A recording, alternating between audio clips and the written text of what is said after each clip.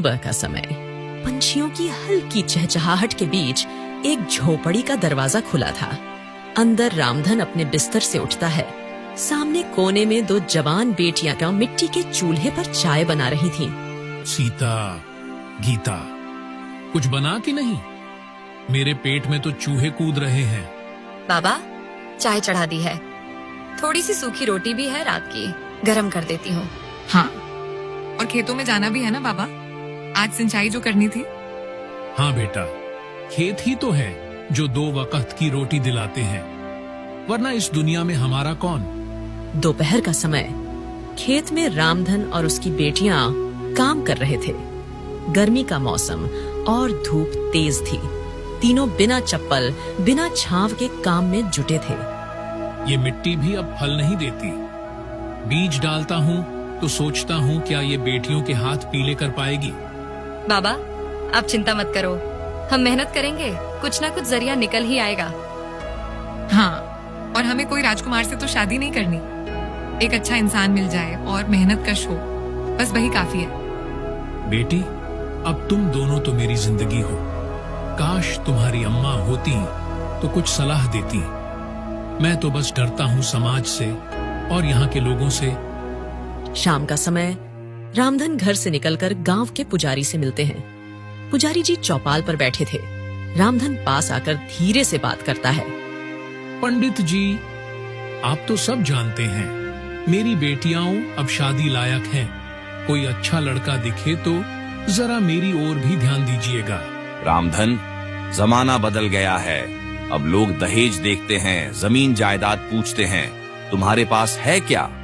पंडित जी, मेरे पास तो बस 2 बीघा जमीन है और मेरी 2 बेटी, जो मेरे लिए अनमोल रत्न है। अच्छा ठीक, देखता हूँ। 1-2 परिवार हैं जो सीधे साधे हैं, बात करूंगा उनसे। लेकिन क्या पंडित जी? तुम्हें दहेज की बात सोचनी पड़ेगी रामधन, ये समाज का चलन है। पंडित जी, मेरे पास देने को कुछ नहीं, बस अपनी बेटियां ही हैं। रात का समय।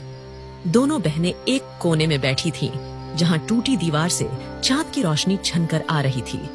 दीदी, बाबा रोज रोते हैं और हम कुछ नहीं कर पा रहे। सीता, मैंने तय कर लिया है, मैं शहर जाऊंगी नौकरी ढूंढने। कुछ भी करूंगी पर बाबा को इतना परेशान नहीं देख सकती। हाँ, और मैं यहीं रहकर खेत संभालूंगी। जब तक तू पैसे भेजेगी, मैं घर संभाल लूंगी। हम एक दिन बाबा का सपना पूरा करेंगे सीता। दोनों बहनें एक दूसरे को देखकर रोती हैं।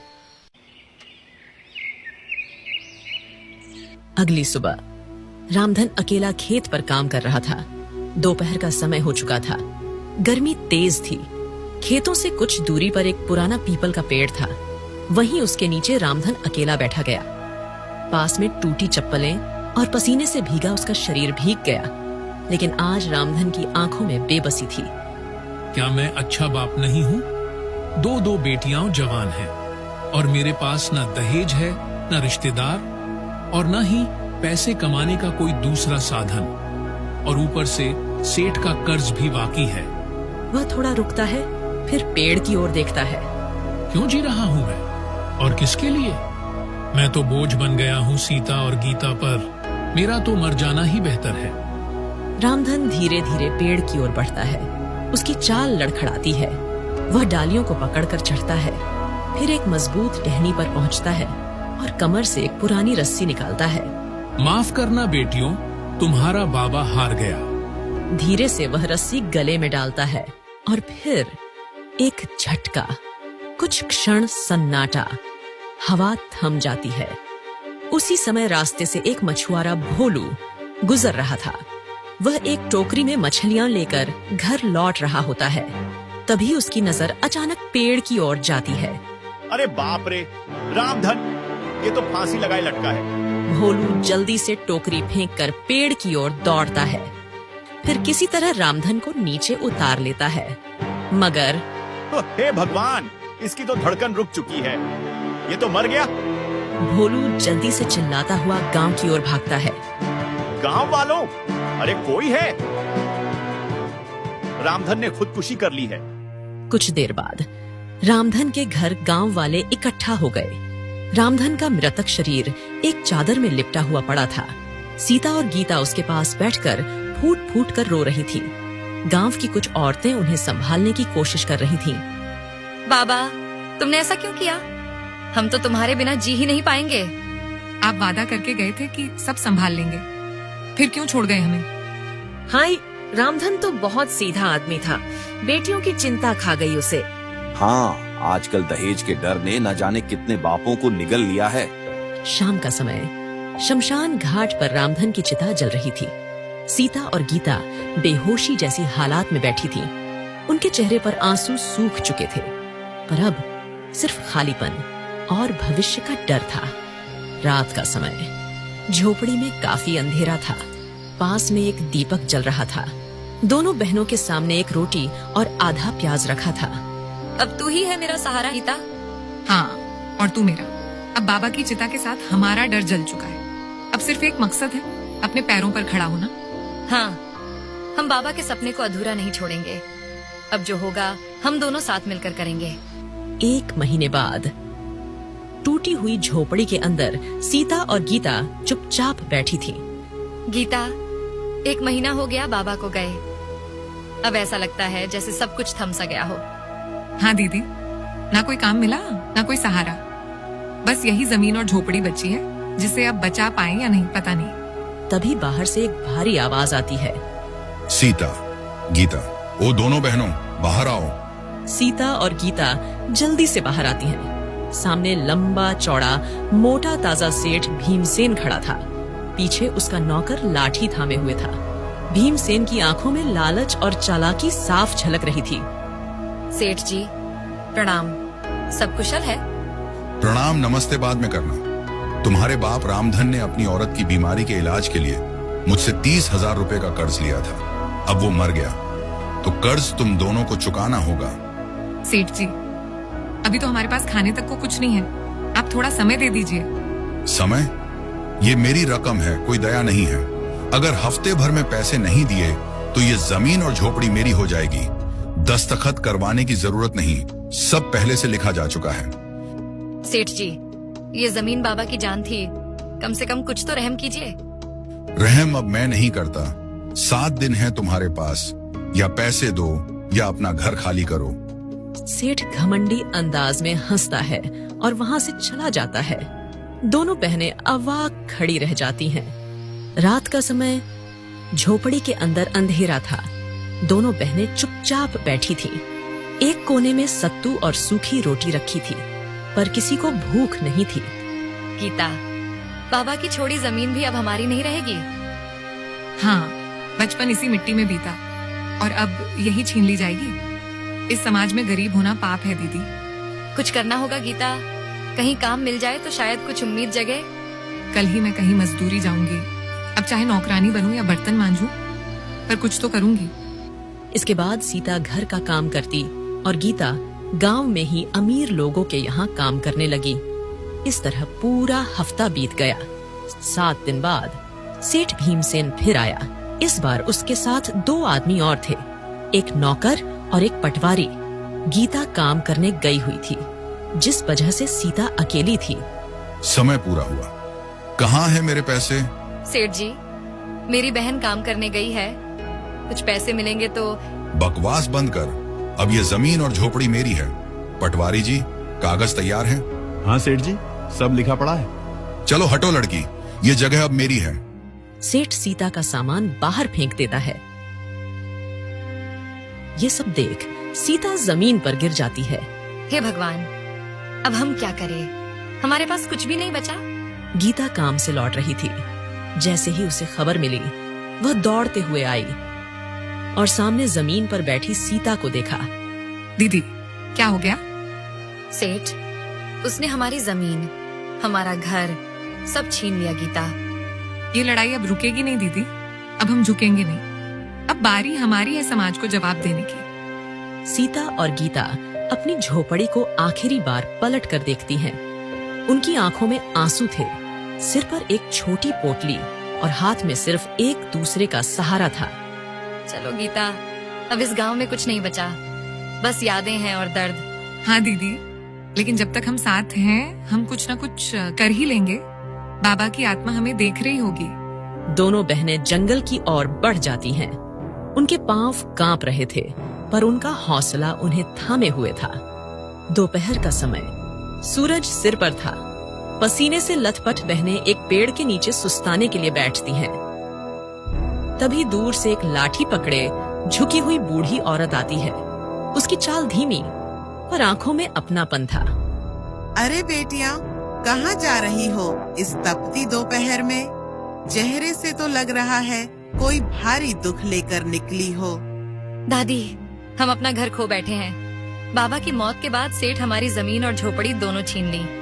अब हमारे पास ना पैसा है ना कोई ठिकाना, बस पेट भरने और इज्जत बचाने की कोशिश में निकले।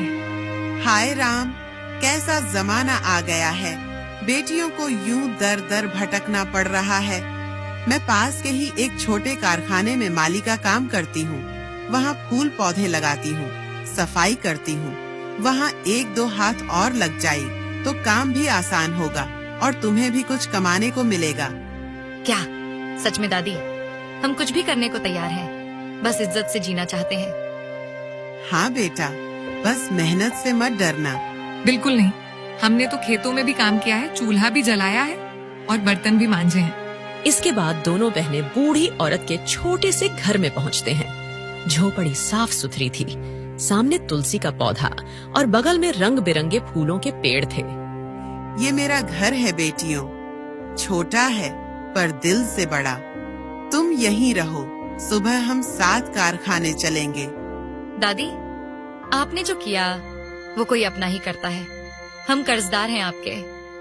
बस एक ही बात याद रखना, दुनिया भले बेरहम हो, लेकिन मेहनत कभी धोखा नहीं देती। अगले दिन तीनों एक मध्यम आकार के कारखाने में पहुंचती हैं, जहां रोजमर्रा के सामान की पैकिंग हो रही थी। पर सीता और गीता माली का काम शुरू करती हैं। पौधों की सफाई, पानी देना और निराई करना। शाम तक दोनों बहनें थक चुकी थीं। दिन भर के थके हुए शरीर लेकिन शांत मन के साथ दोनों बहनें एक कोने में बैठी थीं। आज पहली बार लगा कि हम जिंदा हैं। किसी ने हमें अपनाया, उम्मीद दी। हाँ दीदी, अब कुछ कर दिखाना है। ये शुरुआत है, मंजिल बहुत दूर है, लेकिन अब डर नहीं लगता। अगली सुबह सीता और गीता एक हल्का बक्सा उठाकर फूलों की क्यारी से पैकिंग यूनिट की ओर ले जा रही थी। दोनों बहनों के चेहरे पर सादगी, मेहनत और मासूमियत झलक रही थी। तभी कारखाने के अंदर से एक जवान और तड़क भड़क में रहने वाला व्यक्ति आता है। नाम था रंजीत, जो इस यूनिट का लीडर था।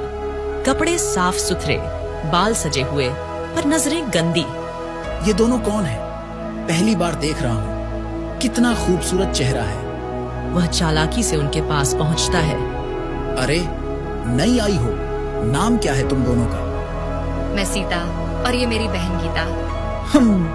मेहनती लगती हो, लेकिन यहाँ काम करने के कुछ कायदे हैं। वह चारों ओर देखता है, फिर धीरे से इशारे में उन्हें एक कोने की तरफ ले जाता है, जहाँ कोई नहीं होता। रंजीत का चेहरा अब मुस्कुराहट से हटकर असली नीयत दिखाने लगा था। देखो, इस कारखाने में टिकना है तो मेरे कहे अनुसार चलना होगा। तुम जैसी लड़कियां तो मेरी खास होती है। मैं उन्हें हमेशा सपोर्ट करता हूँ। आप क्या कहना चाह रहे हैं? सीधा बोलूं तो, अगर यहाँ काम चाहिए तो मेरी सहूलियत का भी ध्यान रखना होगा, वरना निकालने में देर नहीं लगेगी। गीता की आंखों में आंसू आ जाते हैं। सीता की मुट्ठियां भींच जाती हैं। दोनों बहनों के चेहरे शर्म और गुस्से से तपने लगते हैं। हमें ये काम नहीं चाहिए। हम यहाँ अपनी इज्जत बेचने नहीं आए हैं। हम चुप हैं। इसका मतलब ये मत समझो कि हम डर गए। हम मजबूर हैं, पर तुम्हारी गुलामी नहीं करेंगे। रंजीत हंसता है और अपनी जगह से हट जाता है। बहनें चुपचाप काम पर लौटती हैं। शाम को कारखाने से लौटती बहनों की चाल धीमी थी और आंखें सूनी थीं। झोपड़ी में घुसते ही दोनों दीवार के पास बैठकर फूट फूट कर रोने लगती हैं। हम कहाँ आ गए हैं, जहाँ मेहनत से नहीं शरीर से पहचान मिलती है। क्या गरीब की इज्जत कोई मायने नहीं रखती? बूढ़ी औरत उनकी हालत देखकर चौंक जाती है और पास आती है। क्या हुआ बेटियां, इतना टूट क्यों गई हो? दादी, कारखाने में लीडर ने हमारी इज्जत से खेलने की कोशिश की। कहा कि अगर काम चाहिए तो उसकी बातें माननी होंगी। उस नीच ने ऐसा कहा। वो रंजीत, उस पर तो पहले भी कई शिकायतें आई थीं, लेकिन कोई सबूत नहीं था, इसलिए बच गया। हम अब वहाँ नहीं जाएंगे दादी, पर सोच रहे हैं कि अब क्या करेंगे। तुमने सही किया उस बदतमीज को जवाब देकर। अब मैं तुम्हें ऐसे रास्ते पर ले जाऊंगी जहाँ मेहनत की कद्र होती है और इज्जत भी मिलती है। झोपड़ी के अंदर हल्का दिया जल रहा था। बाहर रात की चांदनी थी। सीता खाना बना रही थी। गीता चटनी पीस रही थी। बूढ़ी औरत कोने में बैठकर उनकी गतिविधि गौर से देख रही थी। बेटी सीता, मैं कई दिनों से देख रही हूँ, तू जो खाना बनाती है उसमें एक अलग ही स्वाद होता है। कुछ नहीं दादी, माँ से सीखा था थोड़ा बहुत, और बाकी तो जरूरतें सिखा देती हैं। हाँ दादी, दीदी के हाथ में स्वाद का जादू है।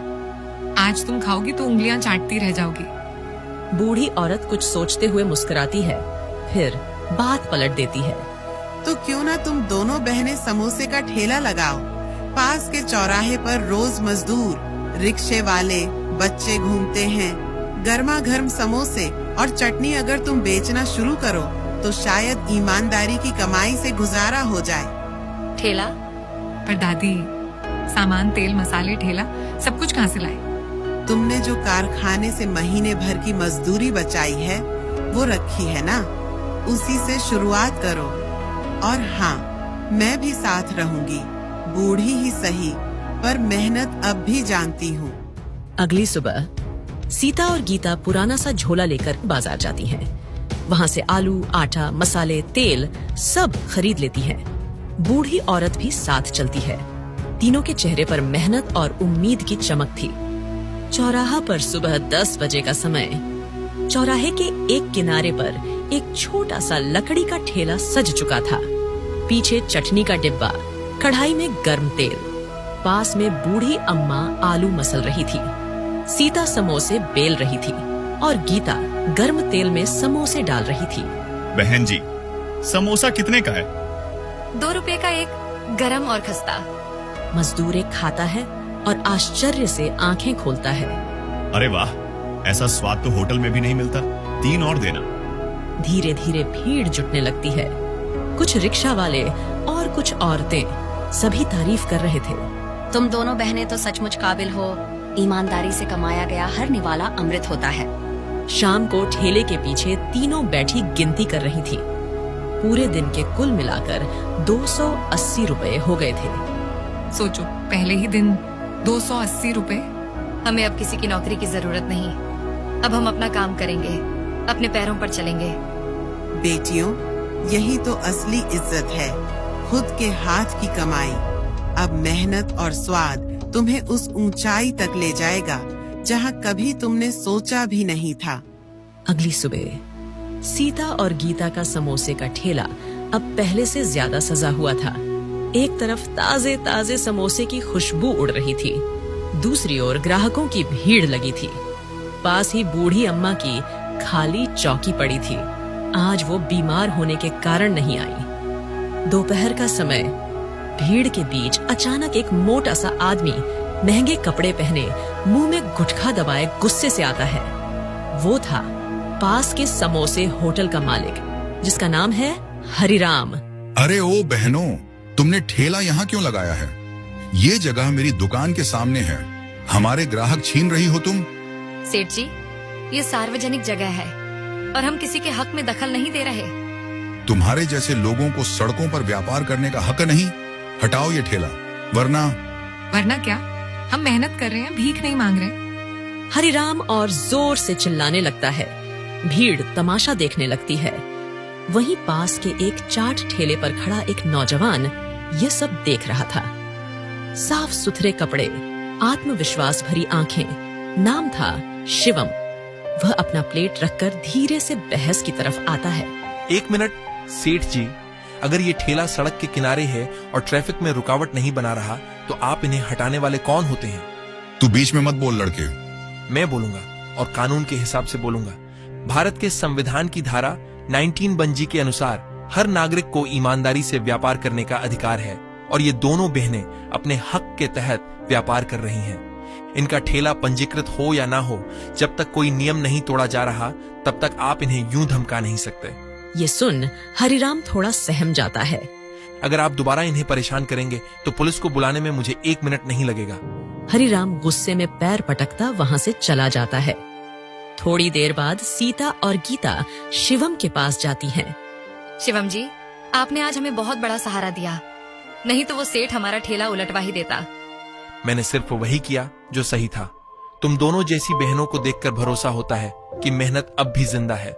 आजकल ऐसा सोचने वाले लोग बहुत कम मिलते हैं। शिवम गीता की ओर देखता है और उसकी आंखों में झलकता आत्मसम्मान और मासूमियत उसे भीतर तक छू जाता है। कुछ देर के लिए गीता शिवम को निहारती रहती है। मुस्कुराहट उसके होठों पर टिक जाती है। दिल कुछ कहने लगता है। शाम को दोनों हंसी खुशी से घर जाती हैं।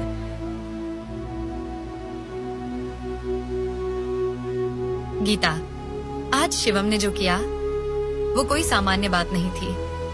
दीदी, पता नहीं क्यों मुझे आज पहली बार किसी अजनबी पर भरोसा हुआ। कहीं तुझे वो पसंद तो नहीं आ गया? बस इतना कह सकती हूँ दीदी, उसकी बातों में इंसानियत थी। वो भी हमारी जैसी लड़कियों के लिए बस वही सबसे कीमती होती है। रात को तीनों खाना खाकर सो जाती हैं।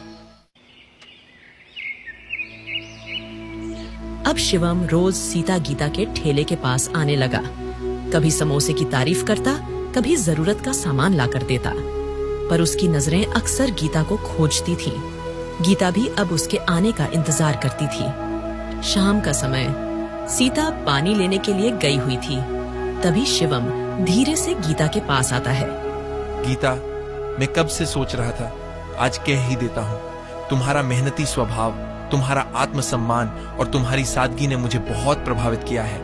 गीता थोड़ा चौंकती है, फिर मुस्कुरा कर नीचे देखने लगती है।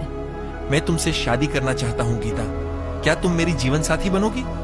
वह एक पल के लिए मौन हो जाती है। उसकी आंखें भर आती हैं, फिर धीरे से हाँ में सिर हिला देती है। शिवम, मैं गरीब जरूर हूँ, मगर अपने चरित्र की अमीरी पर गर्व है। अगर तुम्हें मेरे साथ ये जिंदगी मंजूर है तो मैं भी राजी हूँ।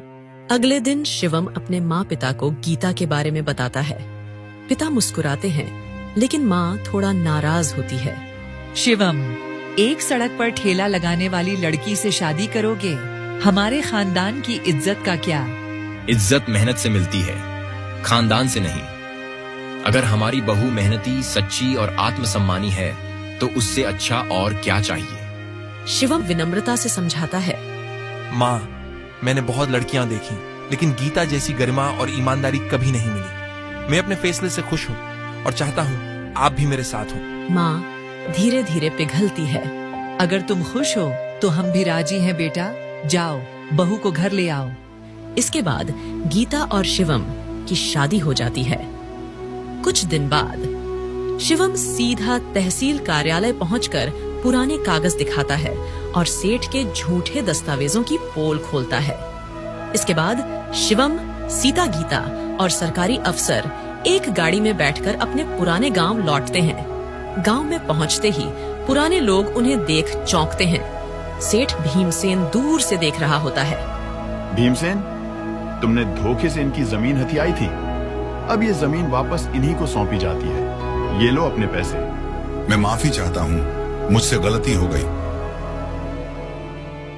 बाबा, तुम्हारा सपना आज पूरा हुआ। अब हम फिर से अपनी जमीन पर खड़े हैं, मगर इस बार सम्मान और प्यार के साथ। कुछ महीने बाद हरा भरा आंगन में सीता तुलसी के पौधे को पानी दे रही थी। गीता और शिवम पास बैठे थे। दीदी, अब आपकी भी बारी है। आप सारी जिंदगी हमारे लिए सोचती रहीं, अब हम आपके लिए सोचेंगे। हमने एक बहुत ही अच्छा, पढ़ा लिखा, सादगी पसंद लड़का देखा है और वो आपसे मिलने को भी तैयार है। अरे नहीं, मेरी तो आदत है अकेले रहने की और मुझे इससे कोई शिकायत नहीं। दीदी, अकेलापन सिर्फ आदत नहीं, एक बोझ होता है। अब वक्त है कि आप भी किसी के साथ अपने जीवन की मिठास बांटें। फिर कुछ दिन बाद एक छोटे से मंडप में सीता की भी शादी हो गई।